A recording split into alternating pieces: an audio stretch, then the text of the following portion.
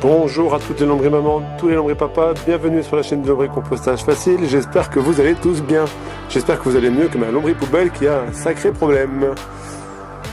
Ma lombrie-poubelle est infestée de moucherons, comme vous le voyez ici. J'ai constaté que j'avais des hirondelles qui faisaient des allers-retours dans tous les sens dans cette pièce-là qui est assez exiguë pour venir se servir en nourriture gratos. Là, elles sont pleines de moucherons, elles n'ont même plus besoin d'aller les chercher, du coup leur élevage de petits se fait à toute vitesse. Mais c'est quand même pas le but de cette lombrie-poubelle de faire de l'élevage de moucherons pour les hirondelles, donc on va stopper tout ça.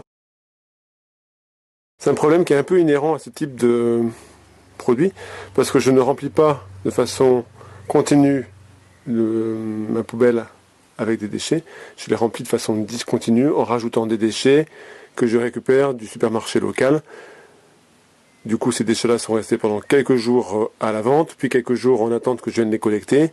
Les moucherons ont eu le temps d'y pondre leurs œufs, et du coup, je me retrouve moi avec des déchets qui sont infestés de petits moucherons, qui ensuite se reproduisent à la vitesse de la lumière et me font la misère.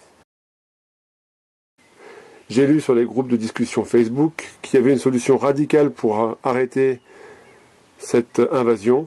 Il s'agit de recouvrir d'environ 3 ou 4 cm la surface du lombricomposteur avec du terreau ou de la terre.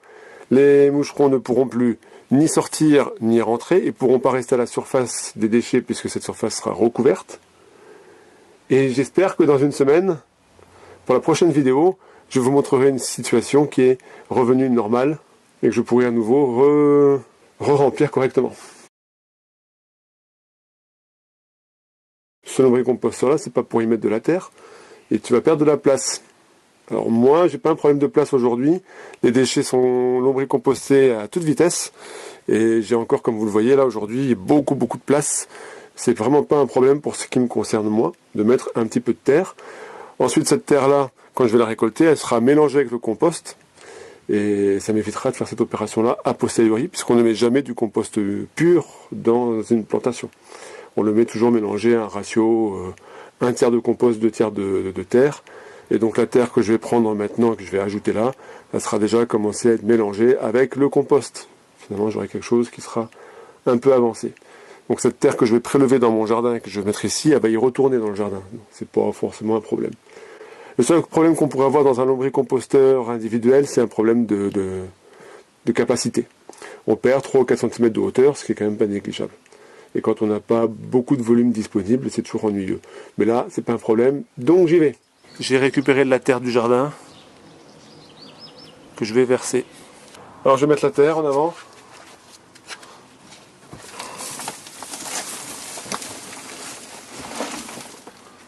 Voilà.